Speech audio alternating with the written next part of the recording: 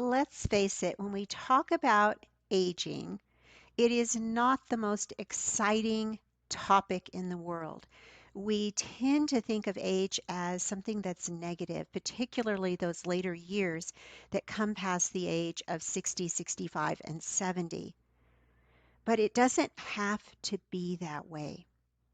If we take certain steps right now, where we're at, regardless of our age, this can improve our quality of life in subsequent years and decades. Things like bone loss, loss of strength, loss of power, loss of speed, agility, flexibility, and loss of overall health can seem daunting. And those are the types of things that we associate with getting older. We think of the elderly woman or man who shuffles as they walk because they are afraid of falling. We think of people who lose their mobility as they age, their independence, their cognitive abilities. These are frightening things. But rather than pushing them to the background and not thinking about them, which Americans tend to do because it's uncomfortable. We don't want to think about things that are uncomfortable or challenge us or challenge our brain in any way. But rather than pushing that to the back, I'm going to challenge you to push it to the front and to actually make it a priority. The things that you can do today to make tomorrow better. Hi, my name is Carol Covino. I'm the host of the Forever Fit with Carol Covino podcast. I'm a health, nutrition, and fitness coach for women who are nearing menopause and beyond, who are struggling to lose body fat, gain strength, and tone up. I help these ladies to lose weight, to increase muscle tone, and to live their fullest life. Let's dive into the show. So I want to give you a few different statistics as we go through, and some of these I have shared with you in prior podcast episodes. So I've spoken about what happens to our bodies as we age, and I just want to kind of refresh your memory on that. And if you're brand new to the podcast, this will be good information for you. We lose muscle mass at about 1% per year, sometimes more, sometimes a little less. It depends on the individual. And this begins typically in our 40s, in and around 40, although we can lose muscle mass in our 30s as well. Strength, we tend to lose at 2 to 3 times that number. So it can be as high as 3%. And strength and muscle mass aren't always exactly the same thing, and I'm going to talk about the difference here in a few moments. We lose power, which is our force and our speed, at even higher than the amount we lose our strength, so 4% or more, sometimes even as much as 6 per year. We lose our quick twitch muscle fibers, so we have slow twitch and quick twitch. Women tend to naturally have more slow twitch muscles, and as we age, we tend to hold on more to the slow twitch. We don't lose as many of those, but we do rapidly lose our quick twitch muscles. And I'm going to explain what that means for you and for me in a moment. Let's look at bone density. There's osteopenia and osteoporosis. Basically, what we're talking about here is bone mineral density loss. So osteopenia is a precursor to osteoporosis. It doesn't have to go into osteoporosis if you catch it at that point and take certain steps. But what it's defined as is really a loss of the bone mineral density that weakens our bones as we age, particularly over the age of 50, and particularly if you're a woman. So it's kind of that step one that can lead into osteoporosis. Osteoporosis is quite severe. You don't want to let things get to that point. After age 35, bone density decreases by a little under 1% per year. But when you hit menopause, it accelerates.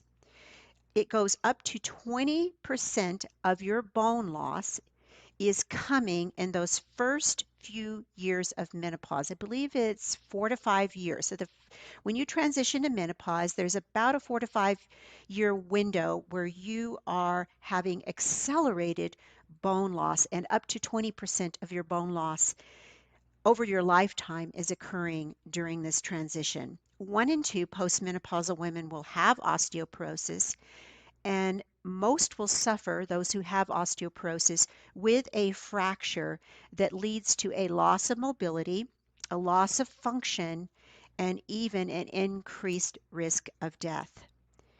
It affects about 1 in 5 women over the age of 50, but only 1 in 20 men. So what we're looking at here is a rapid decline that can occur in menopause. Now, why does this occur? So first of all, estrogen drops. We have 3 different types of estrogen that our body produces. The preferred form is estradiol, and that is the one in particular that drops. When this happens, we lose the protection of estrogen for our bones and our muscle. So that means a rapid decrease in strength, rapid decrease in muscle, rapid decrease in bone density. During menopause, women have lower levels of estradiol because the ovaries are simply not producing it anymore, and that leads to the mood swings, vaginal dryness, hot flashes, night sweats, etc., and the bone loss. So choosing weight-bearing exercises is important at this point of life. Now, weight-bearing exercises are not defined as doing, say, walking and even running. And doctors still give that advice quite frequently. The reason that walking and running aren't effective is because you're carrying your own body weight. So what happens is eventually your bones, your body adjusts to the stress of your heel strike each and every time that you walk or you run. So you have to challenge the bones, challenge the muscle with something beyond just your body weight. Now, if you're a couch potato and you suddenly take up walking, you will have some increase in bone density just because it is a stimulus for your body. It's something you haven't been doing. But once you adapt to that stimulus, then the benefits will decrease. Same with running. Initially, when you run, it's a stimulus because you haven't done it, but over time, it ceases to be a stimulus. And that's why moving weight and working to progressive overload, which I'll talk about in a moment, can be extremely important here. So backing up and talking about the strength training just a little bit, and not just the strength, but the speed and power and the muscle. So earlier I said gaining muscle and gaining strength aren't exactly a one-to-one correlation. So an example of this is hypertrophy. Hypertrophy is an increase in the muscle, a development of the muscle. This is what you see in bodybuilders, the classic bodybuilders. Now, as they increase their muscle, they naturally increase strength. But in order to continue to increase the muscle size, they need a lot of volume. And at a certain point, when they're doing a lot of volume, a lot of sets, a lot of repetitions, they're working out, say, 4, 5, even 6 days per week strength training, they're not gaining strength anymore. They're gaining some development in muscle, hypertrophy, but they're not gaining the strength. Now, why? Because strength is better gained with a lower rep range. It is truly going to failure with, say, less than 5 reps, maybe 3 reps, 4 reps, sometimes even 2 or 1. So it's a low rep range, and the concentration is on building that strength. So for example, the concentration is on a barbell back squat, getting up and down with that barbell, or it's on a heavy loaded leg press, or it is a chest press or an overhead shoulder press, where you're going to a very short range of reps, so a very short time, and there is some power involved with this, some strength involved with this as well. So what we have to do is continue to have some components of strength within the program. So I train primarily for hypertrophy because my background is bodybuilding. I've done bikini and figure bodybuilding shows over the past decade. 15 or 16 of them. I totally lost count at this point. And so I'm always thinking about developing my glutes, developing my shoulders, having my glutes bigger, my shoulders bigger, my back wider.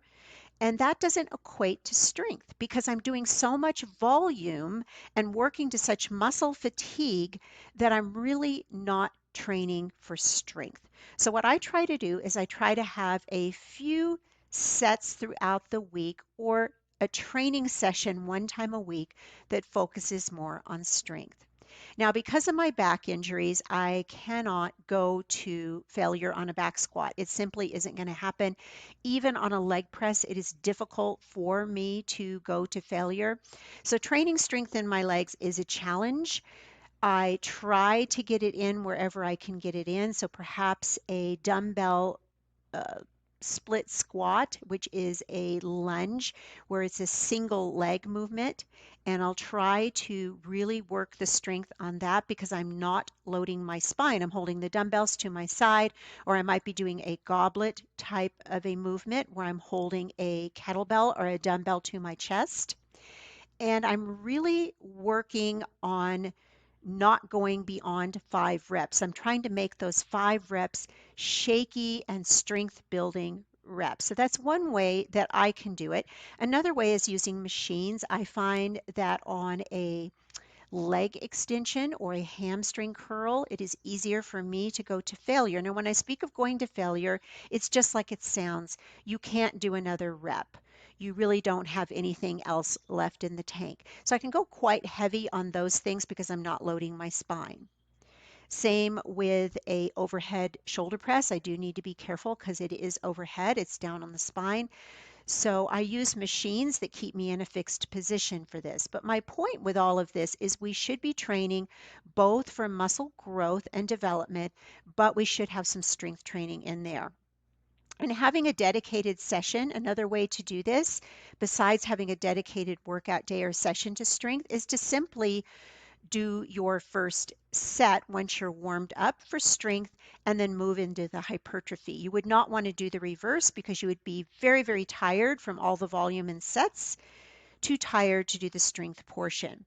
So looking at power, which is force and speed, these are things like a box jump, jump rope, hopscotch, medicine ball toss, things that require a jump squat, things that require kind of an explosive, quick movement.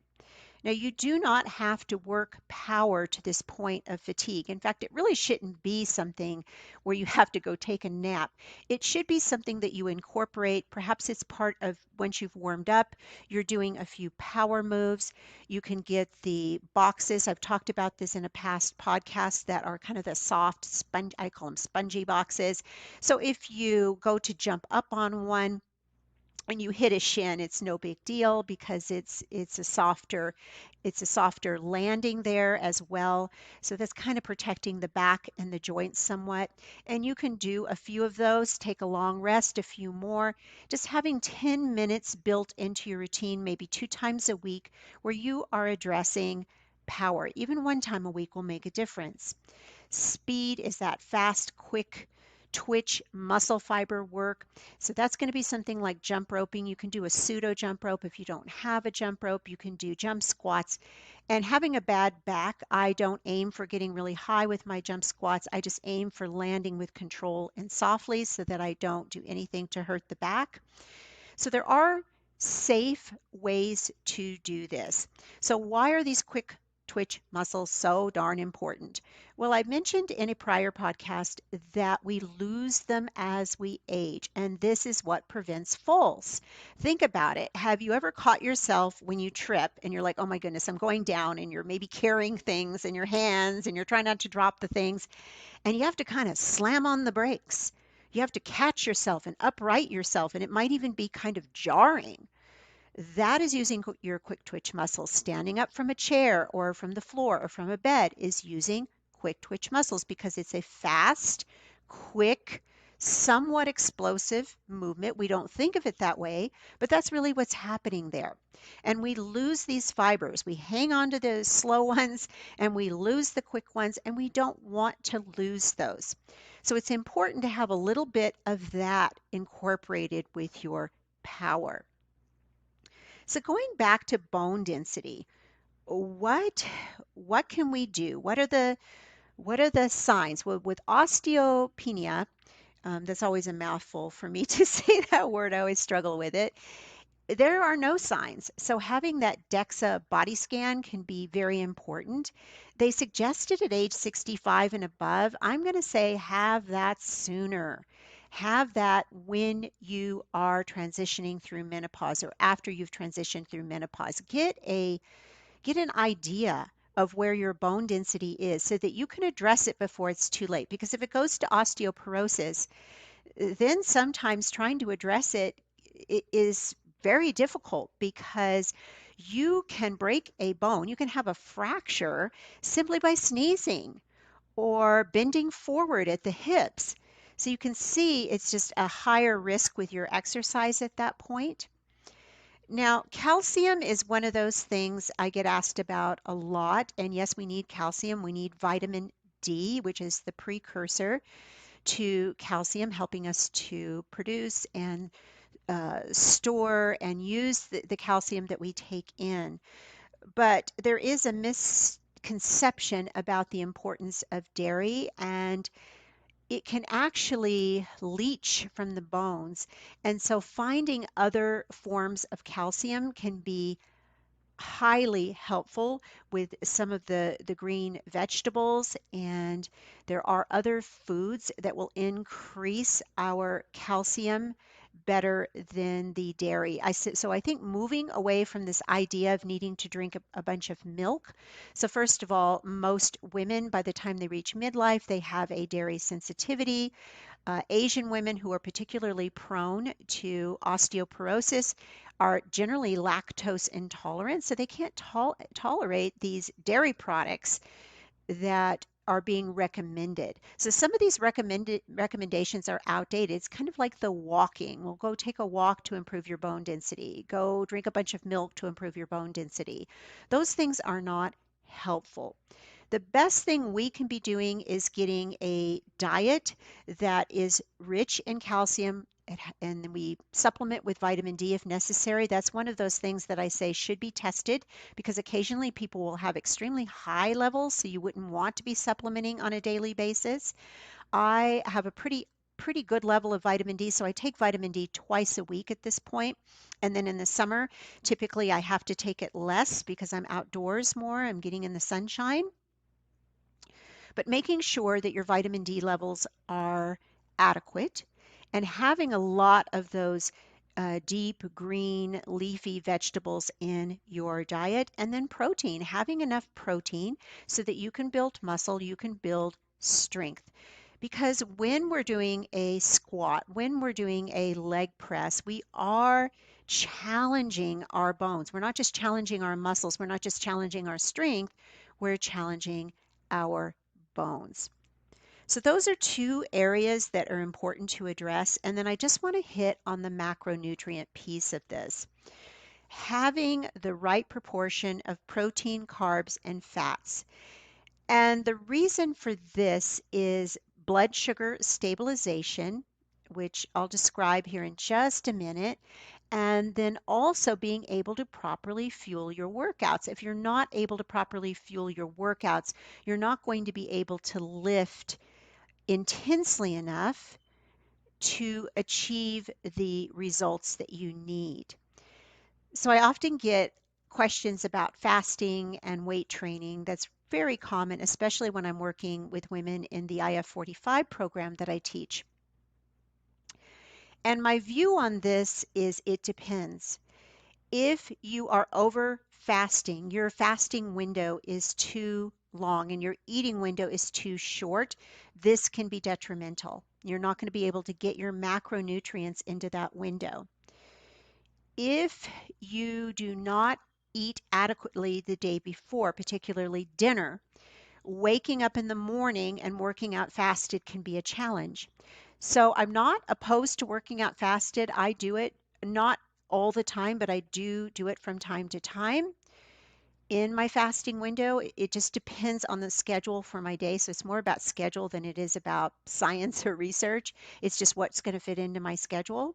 And I will go weight train, and I don't have any problem with strength. I don't have any problem with hunger, but it's typically because, or it is because, I have had adequate nutrition the day prior, particularly at dinner. My dinner provided a good solid dose of protein and the right proportion of fats, fiber, and if necessary, healthy carbs. It just depends. I don't eat carbs every dinner. It just depends on the day.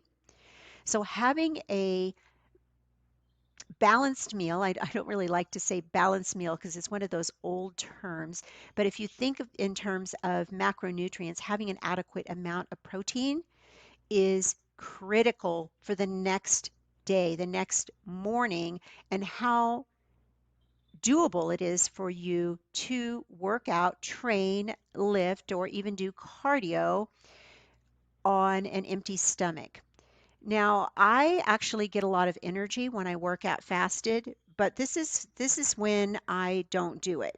If I've had a poor night's sleep, I'm not feeling well, my readiness score on my Oura ring is in the toilet. It's terrible. My sleep score is terrible. My energy is low. I will choose to have my breakfast and then go to the gym. And then I might even modify that workout based on my energy level. Like maybe I had a leg or a back day planned that requires a lot of energy. I shift to the smaller muscle groups, such as shoulders, biceps, and triceps that don't require as much energy. The carb count that we have with our macronutrients depends upon many things. It depends upon your activity level. If you are a very inactive person, it just doesn't warrant eating a lot of carbs. Carbs are a quick form of energy for our body. It's a preferred form of energy. And they are definitely not the enemy. I see carbs vilified. The main problem with carbs is choosing the wrong ones and choosing the wrong amount. And this takes a little time to figure out your sweet spot with carbs. I can't tell you this is how many carbs you should have. It's not like protein where I can say generally 1 gram per pound of ideal body weight is what you want with protein, give or take a little depending on the individual. I cannot do that with carbs because it is very dependent on these factors. The next factor that we have to look at is the stage of life. Are you in perimenopause? Are you in menopause? Are you well past the menopausal window? Sometimes when we go through menopause, we simply don't assimilate carbs as well. I've seen this with myself. I used to be able to eat an enormous amount of carbs, especially when I was a runner, that I simply cannot do right now. It would cause weight gain, it would cause body fat gain, it would cause dysregulation of blood glucose levels. And then fats, of course, we want to be having the healthy ones. We want to be having the avocado oil as long as it's pure, the extra virgin olive oil as long as it's pure and from a good source, walnuts, perhaps some pistachios. I don't eat a whole lot of almonds because of the oxalates, I never say that word right, and they can be a problem with kidney stones with some people. So I will eat almonds once in a while, have almond butter once in a while, but it's not my preferred type of nut at this point. I prefer pistachios. We can have some sun butter, sunflower seed butter, which is very different from sunflower seed oil. We don't want to be having sunflower seed oil. That's one of those oils that can go rancid and be a very poor form of energy for our bodies. So backing up and going back to the beginning with age, what does all of this, how do we tie all of this together for aging well? If you want to be extraordinary in your 70s, in your 80s, even your 60s, you're going to have to be a little extraordinary in your 40s and 50s because you're setting the stage. And when I say extraordinary, I don't mean working yourself to the bone and going to the gym 3 times a day and being so strict with your eating that you're miserable. That's not what I'm talking about. I'm talking about being extraordinary from the so-called norm. And now I'm thinking about Americans. I'm thinking about the norm for Americans. And when you look at the norm leads down the road to prediabetes, diabetes, cardiovascular disease, atherosclerosis. It leads to a loss of cognitive function. It leads to a loss of our mobility and our independence. So that is the norm. That's how people think of aging. That's how they view aging. And they tend to think of this as normal. What if I told you it's not normal? Yes, a certain amount of decline is going to occur. We all age. We all leave this planet at a certain point in time. But we can prolong that decline. We can slow that decline. We can make those years extraordinary. So in order to do that, it requires things in the here and now. And I see this so often that I really have to address it. Having worked with so many women, having chatted with so many, we're talking thousands of women at this point. I see this trend of having the best intentions to move in that direction and then just not doing it or stopping. And you can't do that. You have to challenge your brain. You have to challenge your body to move away from what the rest of society is doing, what the herd is doing. If you follow the herd, you're going to go off the cliff with the herd. You're going to have to move away from the herd and do something different. So earlier I had said I was going to dive into the blood glucose. You go through perimenopause, those years leading up to menopause, they can start at 35, 40, 45, depends on the individual, depends on the woman. There can be a problem with glucose blood sugar regulation. There's a problem with cortisol, the stress hormone. So they can become, both of these things can become dysregulated. And there can be a problem with insulin due to the problem with the blood sugar regulation.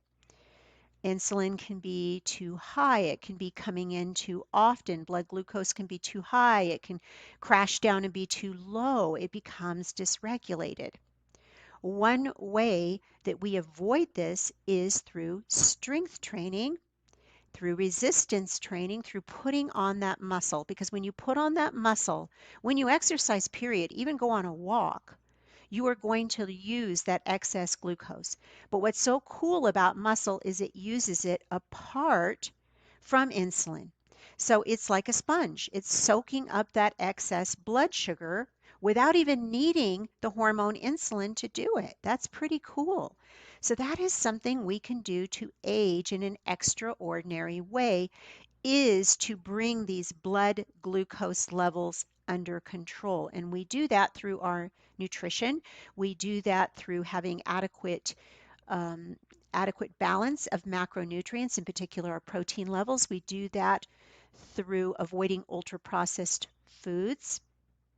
And we do that by having adequate muscle quality, skeletal muscle, which is the organ of longevity, as Dr. Gabriel Lyons calls it, on our frame, on our body. It is absolutely critical. So all these things begin to come together.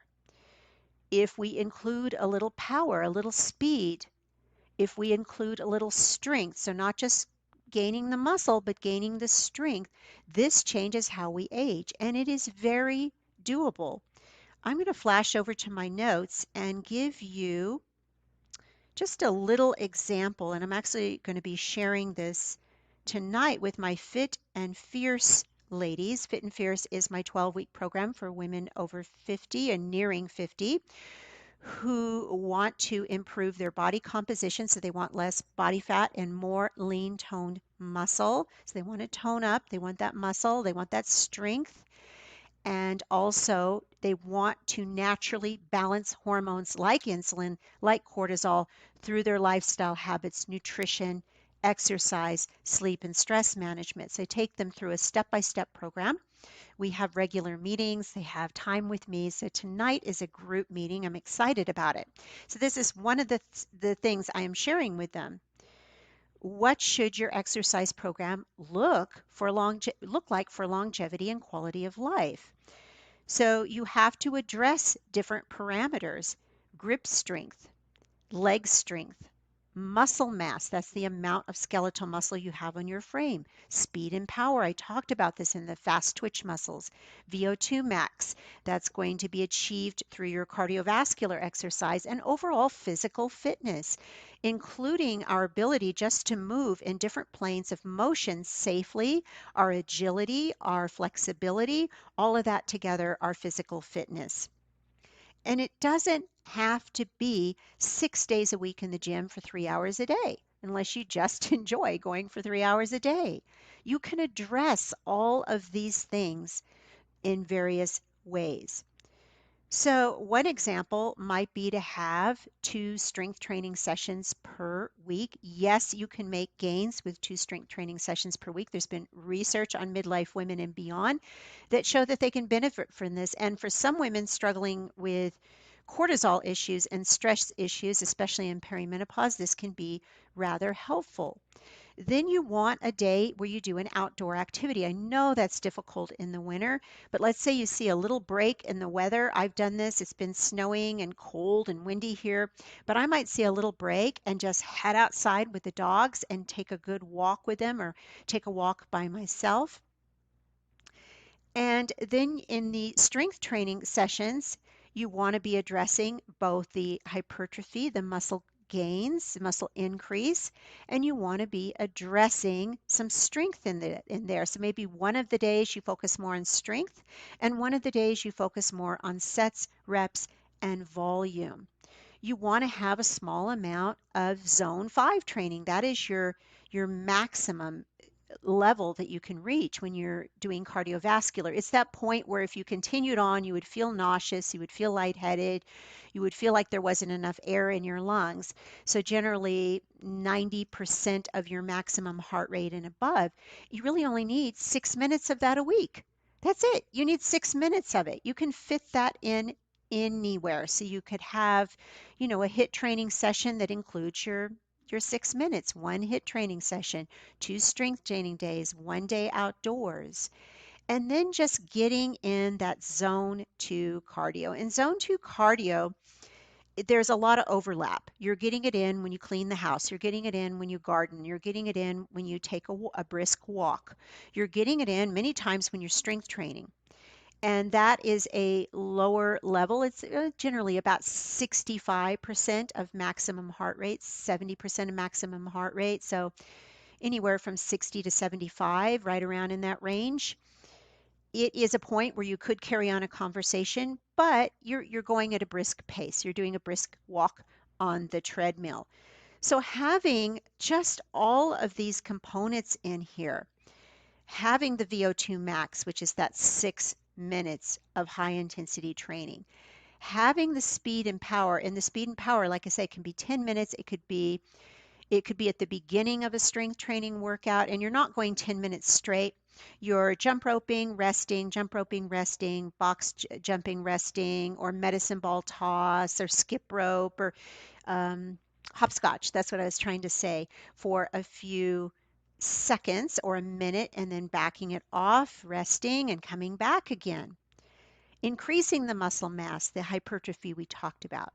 And when you're working on your hypertrophy, you're also getting some grip strength. You're gripping and holding these weights. Maybe you're doing an assisted pull-up and you're holding on there. Same with leg strength. You're on the leg press. You're doing your squats. You're gaining that strength. These are all longevity factors that are important to consider. So a little bit different today. I hopped around with some different things, but I just want to circle back around one more time just to sum it up, wrap a bow on it so that this all makes sense for you. So first of all, if you want to be extraordinary in these later years of life, you've got to do some extraordinary things outside the norm. You've got to be focused. You must have focus on this. It can't be random. It can't be a haphazard thing. It has to be focused. Doesn't require all of your time. Having an hour in the gym a couple of times a week, you can accomplish quite a bit during that time. Having that outdoor activity, There's just so much on the weekend for that outdoor activity. You can fit it in. So first of all, you have to address the loss of muscle. You have to address the loss of strength, then power, which includes your speed. And of course, the speed is looking at those quick twitch muscle fibers. So this is your resistance training program plus your power and speed. You're also, when you're doing this, you're addressing bone density. If you're skipping rope, you're addressing bone density. If you are lifting weights, you're addressing bone density. Now, I do have to mention skipping rope. Just like the running, there would be a point where you would not be getting those bone density benefits because your body adjusts. So something I like to do is something called rucking. GoRuck.com is an excellent resource for this. You just hop on the website, you order the weight plates, and you order the backpack. I suggest doing it this way and not just putting weight in your backpack. It's not the same as the way it is evenly distributed in that pack. And that pack is designed in such a way that you can shift the load more to the lower body, or you can shift it more to the upper body. Now, I have back issues, serious back issues, and I am able to do this sport. The weight that you carry, it's just going to be minimal in the beginning. You maybe start out with 10% of your body weight or, 10 pounds, whatever you feel you can handle, that's up to you. And then you gradually increase it to really up to 30%. And then you're just walking, you're hiking, you're walking on the treadmill, you're walking the dog with your rucksack. So you are getting that resistance that you need for that bone density. So you're addressing the bone density with the weightlifting, you're addressing the bone density with the rucking. The rucking can help really improve your posture as well. I find that it is actually helping my back, and there is, I can't remember the doctor's name, but he specializes in back pain and back problems, and he himself rucks. I'll have to do a whole rucking episode in the future. Understanding that when you go through menopause, you're losing the estradiol, you're losing estrogen, and this is taking away the protection. And this is why you have to address this. And then finally, looking at that nutrition piece, making sure that you're having the protein, making sure that calcium, vitamin D, and vitamin D levels are being tested and you are supplementing appropriately. So important that this is addressed. And then having the right carb count so you're not putting on excessive amounts of body fat.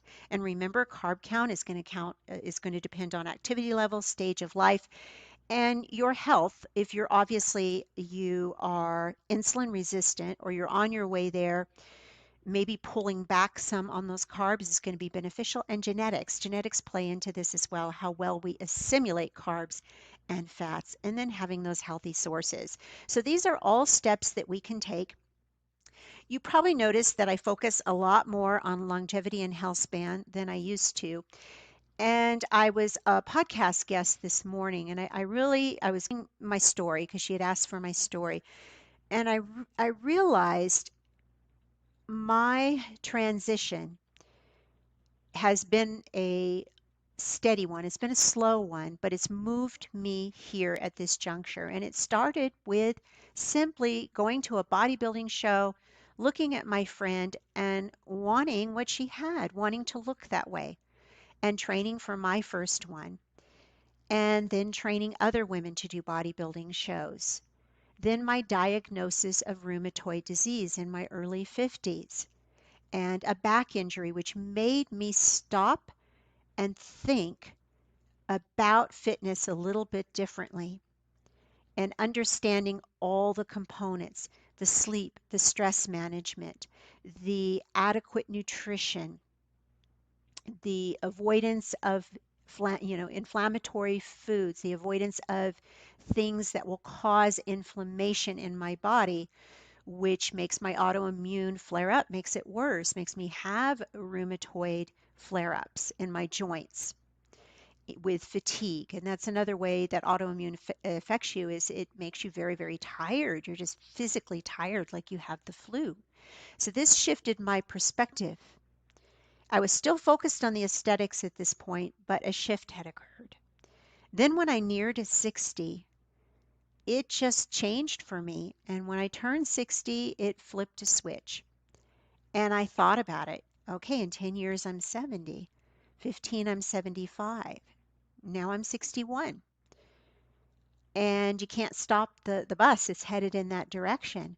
So I began to think maybe just bodybuilding and doing a bodybuilding show isn't enough. It's good. I'm weight training, I'm strength training, I'm dialing in my nutrition, but maybe I need to look at some other things here.